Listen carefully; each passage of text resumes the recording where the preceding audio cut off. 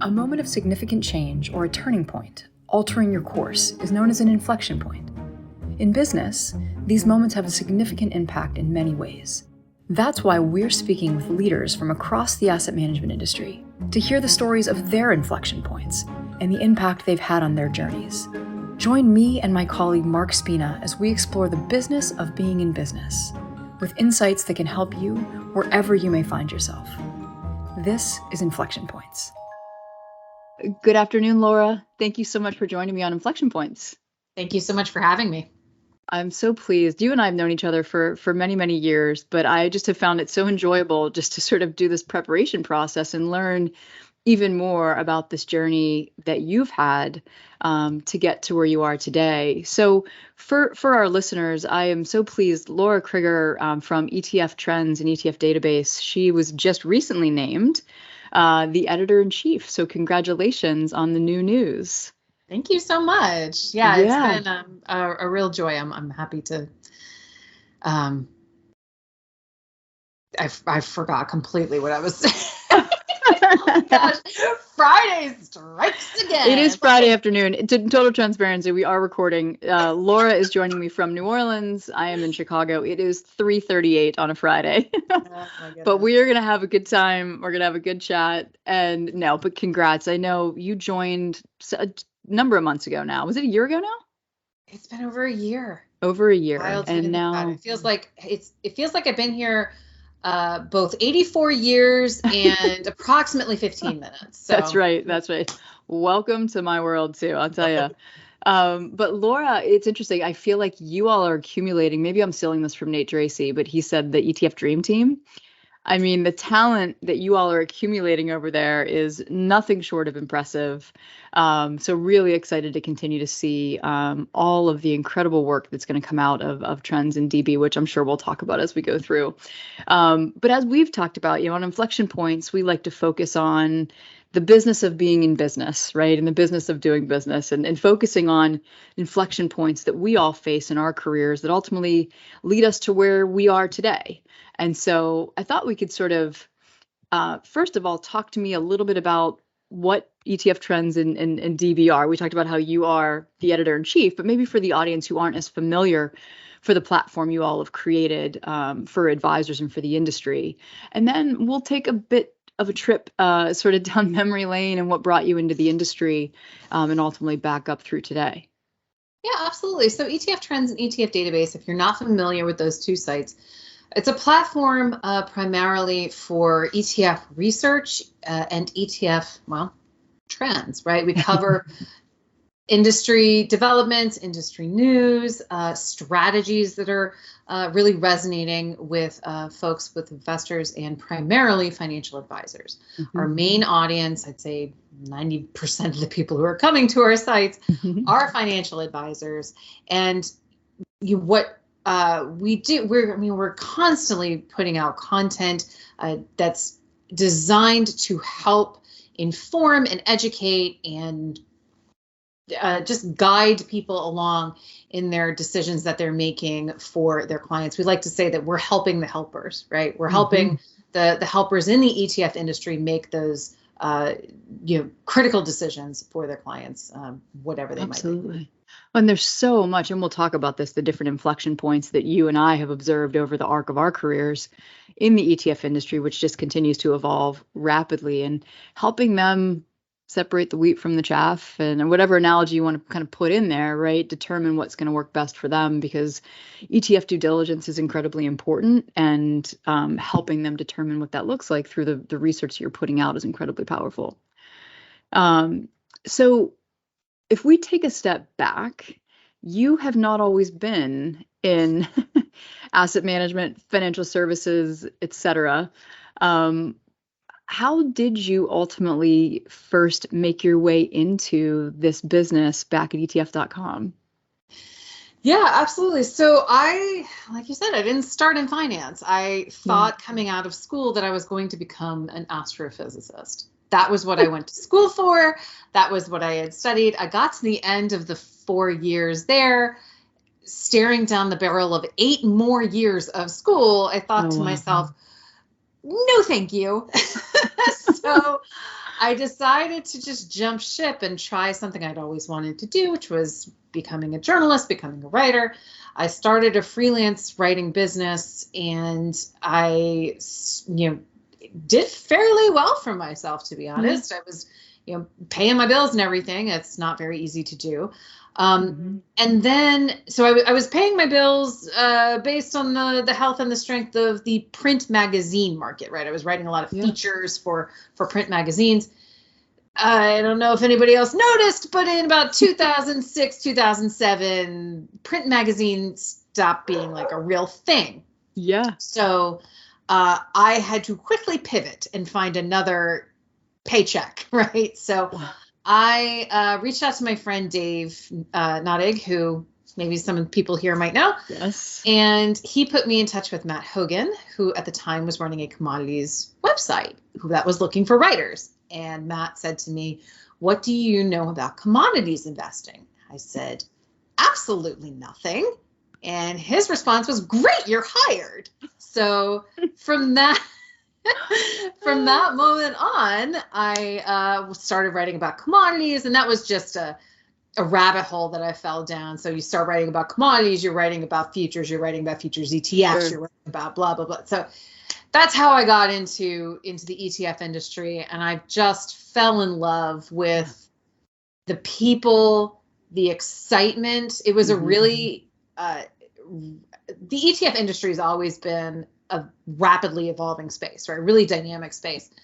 But I think that point in its development, the 2008, 2009 era, was kind of like a Wild West sort of feel, or maybe a Silicon Valley startup, or I don't know, whatever metaphor you want to use. It was just a really exciting time with some really exciting people getting involved. And not to say that it isn't now, for sure it still is, just in a different way.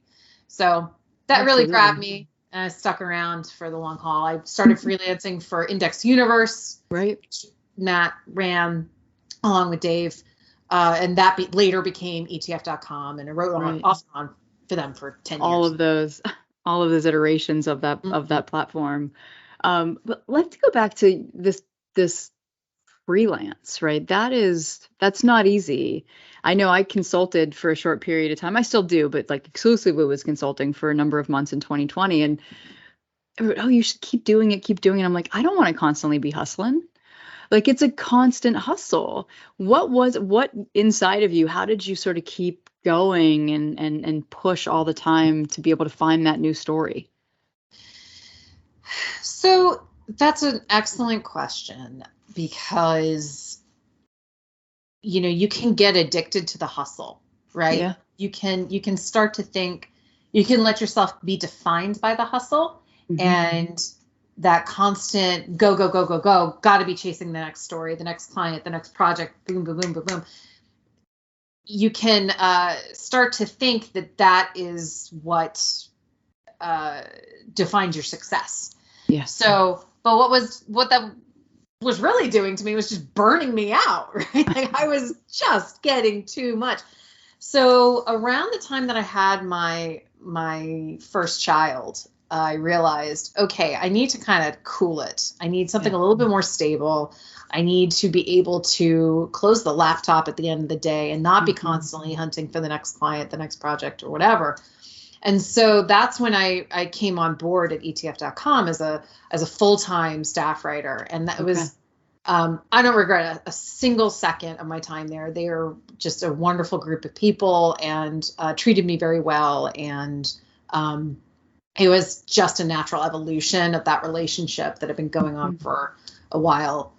So, Drew Voros was the editor-in-chief there, and he was lovely, very supportive, me and my career. So can't say enough good things about him. So, but like you get to a point in your life where working the 70-hour work weeks or the 14-hour work days, that's fine when you're 25, but once you have a kid and, mortgage and other things, you need to sort of, your priority shift. And that's absolutely. I just had this conversation with someone earlier today. I think it's finding that work-life integration. Yeah. and setting appropriate boundaries and establishing what you are and are not willing to do now that you have different priorities. You still work really, really hard. I know when you were at etf.com and sort of my iterations through my career, you're still working really, really hard, but you're just, I think, maybe working a little smarter, and also establishing some real boundaries that I've found to be incredibly necessary and helpful, for everyone that you work with, I think, to know that those boundaries are there. And it's also too, you've probably know this, having worked in a corporate environment and then going off on your own. Going off on your own can be a very lonely business, and it's all on you. So this was the first time. I mean, I've been a freelancer my entire career. This is the first time I was part of a team, part of that idea sharing, part of that collaboration. It was so wonderful and supportive. I felt like it made me a better writer to be able to knock heads together and come up with new and creative ideas.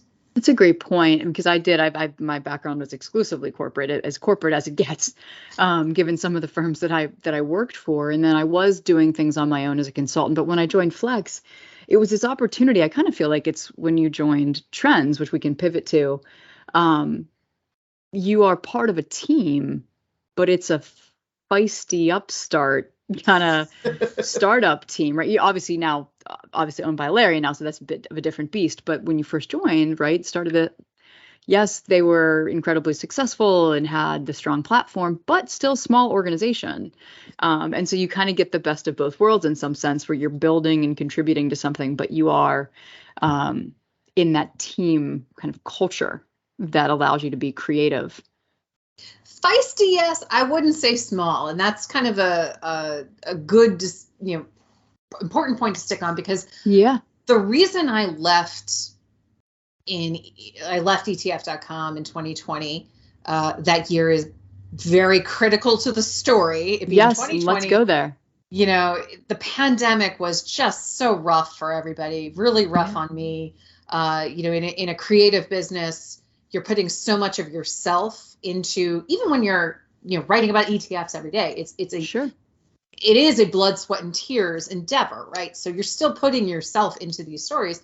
It's a creatively taxing and mentally taxing endeavor. And now I got 2 kids in lockdown who are underfoot all the time and need me constantly to be with them. So it's a recipe for burnout. ETF.com was great. They were very flexible with me. They were very, as good as they could be. But it was burnout. Burnout happens. And so I left kind of needing a little bit of a change. I went to a startup. They're wonderful startup called ETFcsion. They were fantastic, great product, great people. Startup in the middle of a pandemic when you have 2 kids at home, probably not the smartest choice. I hear you. I hadn't seen my kid, I hadn't put my kids to bed in 3 months. I wasn't eating dinner with my family. It was just too much. It was not where I needed to be. So ETF Trends, the opportunity opens up there, and I come on board. It is a smaller operation than it is now. It's certainly grown significantly. But it was shaking off, I guess, those startup teenage feathers and kind of growing into its own, and absolutely so lucky because they have evolved. I mean, they're not. I don't think about, again. Let's say pre buyout, right? Pre-Alarian. They were a pretty scaled operation, right? Not a ton of employees necessarily, but I didn't necessarily think about it as a startup in the truest sense, right? I think very nimble. Very innovative, right? It sort of, when I think about the stuff that you write about and have written about, it seemed very natural. Like I was not at all shocked to know that was the pivot that you hit. And it sounds like hit quite a familiar inflection point that many of us in the depths of the pandemic said, something's got to change. And I can appreciate that. And going on your own personal journey to figure out what that change looks like. Think about how many of us, when we went down to exchange 3 weeks ago, same people, a lot of different name badges, right? Not a movement happened in these last 2 years as people, they sort of shook out, like what really matters, what do I really want to be doing? But it is interesting, that point you made, different name badges, same faces, right? The ETF Yes. industry attracts such creative and brilliant and lovely people who tend to stick around, right? Yes. Like we love this. Yes. We love this industry. We love the people. I don't know. I wrote a piece not too many weeks ago about how I feel that the ETF industry is a more honest industry, or a more honest corner or authentic corner of the financial markets. Yeah. And I still believe that to my core, that we're a good group of people. I totally agree with you, Laura. I've been in it for, goodness, 14 years now. And it's just, I always say it's the corner of asset management where innovation goes to thrive. And, and it is, and there's a unique thread that kind of pulls everybody together. And that's actually, I guess, a good transition point for us is I'd love for anybody that spends any time on Laura's LinkedIn page. I love what you say. I write ETF stories, or no, I tell ETF stories. I thought that was so compelling, and it's true. If you do read her work, she's a storyteller. She just happens to tell stories about exchange traded funds, which for those of us in the business think, while others may think very nerdy, I think is awesome. And I thought it'd be really interesting to talk about the different inflection points that you've observed and told stories about over the years, because there have been a lot. And so for some that maybe aren't as familiar with our industry, what are some of the things that you really have been impacted by and written about over the years? Well, I think one big one right off the top, circling back to something we spoke about earlier, is the pandemic, right? You can't get around how the pandemic has shifted not just distribution and client relationship management from an advisory standpoint, but just how trading works, right? How the piping, all the infrastructure is working. And it's something I think that we will continue to see the after effects for a very long time. Some of the developments that have come out of it haven't even started yet, really. There's going to be continued impacts that will shake out. But certainly that's been a big, huge inflection point. One that I think, too, that has lost, maybe a little bit of, it's well, not lost, that maybe that's the wrong way to start that, but an inflection point that I think may have been overshadowed by some of the developments that came afterwards was when all of the trading platforms went commission free. Absolutely. Right? I think that was the game changer. That was what turned the ETF industry from the scrappy little, Scooby-Doo or Scrappy-Doo sort of industry, and really turned it into something enormous, because without that, you don't get self-directed investing. You don't get Robinhood. You don't get the Wall Street Trader Bets Reddit, right? You can't do those sort of things. Meme investing. You don't get any of that stuff that so dominates the conversation now. But you also don't make it possible for smaller financial advisors to go out, hang their shingle, and help millennial investors and Gen Z investors get started, right? Who don't have a ton of assets, who aren't able to pay you 1% off of an enormous starting asset base. I think it all stems back to that one big push there. I totally agree. I remember where I was when that stuff started being announced. It was inside ETFs in whatever year it was, 2014. No, not 2014, like 2016, 2017, maybe 2017. The other thing it did was it leveled the playing field for a lot of issuers. Yep. Smaller issuers who couldn't or didn't want to pay the rev share required to be part of these platforms suddenly didn't have to. And it leveled the playing field for their ability to compete with the big boys and girls. And that was something that I think completely changed the land. There's a whole host of other things that have happened since then that have leveled the playing field, which I'm sure you can appreciate and we'll talk about. But that for me was like the first domino to get knocked over. as it relates to like this leveling of the field that we all now play on. It is a trend too. You just hinted at it. It's a trend that the playing field keeps getting leveled, right? Yes. The ETF rule. You could make that same argument that the ETF rule leveled the playing field for the smaller issuers, the active managers, to be able to use some of the same innovations that the legacy players were using, the big boys and girls were using, and make it possible for everybody to be playing by the same rule set. So with the ETF rule, that kicks open the door to just all of the active managers that have been sitting on the sidelines to come in. And now you look at launches. Oh, yeah. It's, 60 to 70% of new launches are actively managed products. Yep. However, the pandemic made it such that, the normal ground game that goes along with supporting these funds is just not there. You can't screeching halt. So it's all going to go online. It's all going to go virtual. It's really great for us, right? Yep. Webcast business. We have a big webcast business. Fantastic for us. However, that does change the relationship that an investor and a financial advisor have to one another, and how the investor thinks about ETFs. And, there's I don't want to make it sound like, investors are, how do I want to say this? I feel like investors know more about their portfolios and their investment portfolios than they have ever known in the past. Yeah. And they are able to have more sophisticated conversations with their money managers about their futures. They have a lot more power and control over their future. So I think that's exactly right. And, the pandemic did completely change the game, although ETF investors, and ETF Trends has done studies on this over the years. It's where I get some of this data.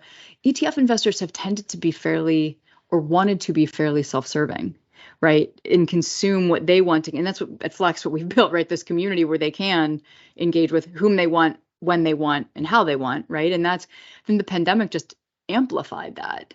And the need for content, to your point, as advisors are getting a little bit more selective in who they work with, right? And I think it also amplified this idea of scale. The playing field has been leveled, as we've talked about, but without scale, can you compete?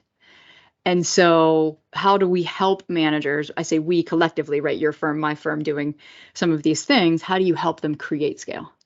And amplify their voice and their brand and things like that. So I think it's been incredibly powerful as we think about the different inflection points, none greater probably than what we've seen in the last couple of years. But I guess maybe one of the final questions before I get into something I want to ask you personally, as we wrap up, but do we sit currently at another inflection point, right? As I've mentioned a couple times, for those not familiar with what I'm talking about, ETF Trends and ETF Database, along with Advisor Circle, hosted for the first time in 2 years, the first of its kind exchange ETF conference in Miami. And so 1,800 or so of us and our closest friends got together and talked a lot about ETFs, a lot about investing, portfolio construction, a whole host of different topics. But I'm curious whether it's coming off the content discussed in that or just generally speaking, your observations. Do we sit at another inflection point right now? I mean, you've got the likes at that conference of Capital, AllianceBernstein, Federated, right? The people that have never attended something like this before. So maybe leading the witness a little bit, but in your opinion, do you find us at another inflection point? Oh, and let me mention also a Grayscale and a Valkyrie, like the digital aspect that we haven't even touched on. Sure. Yeah, we could probably spend an hour talking about cryptocurrency and digital assets and that whole segment of the ETF industry alone. So yes, I do think that we are sitting at an inflection point with regards to just this slew of mutual fund legacy managers coming into the market, many of whom, I mean, let's call a spade, don't know ETFs as well as they know mutual funds. They don't know how to market ETFs. They don't know how to speak to ETF investors. They don't know how ETF distribution works, and they're used to a certain model of conversation around products and relationships that you form and so on. And it is just different with ETFs. It's one of the things that's great. You can speak directly to an investor. We talked about that earlier. So it'll be interesting to see how it shakes out, right? Like some mutual fund managers come in with a certain level of arrogance. You know, we've been doing this for years. We don't need to change anything that we're doing. And they, you know, they may or may not struggle to get assets because of that. And then there are some mutual fund managers who come in that are really hungry to learn and who are open to new ideas and I think those are the ones that are really going to survive, because when you're the humble ones, I suppose, I guess is where I'm going with it. People who are humble are still willing to learn, still willing to adapt and evolve, and that's going to be so essential as these new players come into the market. So. Absolutely. I will make one other observation. And I was actually talking with my friend Holly Framstead, who is now running the ETF business at Capital. And Brown Brothers Harriman put out a recent study that I'm sure you saw that says that the number one reason that investors today, advisors, are buying ETFs is brand. And so a lot of firms that are coming into the ETF industry, and this could apply to smaller issuers as well. Like I mentioned VSquare earlier, someone that is a member here at Flex. The individuals, the firm itself may not be a known brand in the ETF industry. Clearly, Capital, AllianceBernstein are brands in asset management, right? But not in the ETF industry. And so what a lot of them have done, and we've seen it, is they've hired brands. They've hired known brands, known faces in the industry. And I think that has been an interesting thing to watch those individuals hit their own inflection points and what they've done to pivot to help these very large asset managers, or not so large in some cases, as I mentioned with VSquare, really kind of get off the ground with their businesses. So that's been something I've observed recently, as you've seen this huge inflection point with these asset managers coming in with no brand in the space, trying to find a way to get there. Yeah. So last question for you. On the personal side, I like to end with something to sort of give the audience a little something to take away. I'm a huge podcast listener. I have a 14-month-old son. I don't have a lot of time to read. I do a lot of listening. I'm sure you can appreciate that with your two at home. What are you listening to or reading right now that has had an impact on you? Okay, so I admit that when I'm listening to podcasts, most of the time it's for work, and most of the time it's in a very limited amount of time. Because as a writer, you know, hearing voices in your ear as you write, I mean, I guess that's one way to write something. It probably will lead you to potentially a little distracting. It's just a little distracting. Yeah. Although I'm sure there are plenty of writers out there who do have the voices in their ear as they write. So I prefer, my first love, the printed word, right? Yes. So I am currently reading a couple of books. I've got Eric Balchunas' The Bogle Effect, which I just listened to Trillions yesterday, and I want to buy it now. I love Trillions. Yes. And it's good. It's so far. He's, okay. You know, Eric, he's an excellent writer. He's fantastic. And another book that I'm reading right now is Mel Brooks's autobiography. And that's fascinating. Yeah. So Mel Brooks is, I'm a huge Mel Brooks fan. Okay. Love Mel Brooks. I got for my birthday the full Mel Brooks collection of movies. And I have two kids who are young. I get to watch like one movie for adults a year. So it's going to take me several years to work through this box set. So, but I sometimes I get a little bit more time to read than that. So I'm working my way through that one as well. Oh, that's awesome. That's a good one. I didn't know he had an autobiography out, but that'd be really interesting to watch or listen. He's hilarious. I mean, yeah, probably no surprise to anybody listening. I know, right? Mel Brooks, hilarious.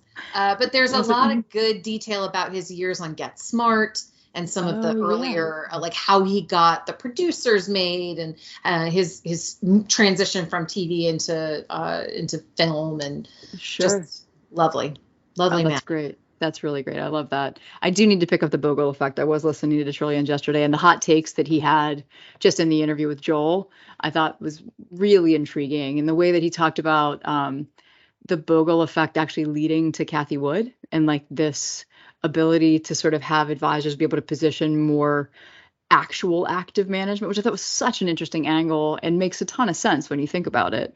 But I'll have to give that a read. I'll get him to send me an autograph copy. I'm sure you will.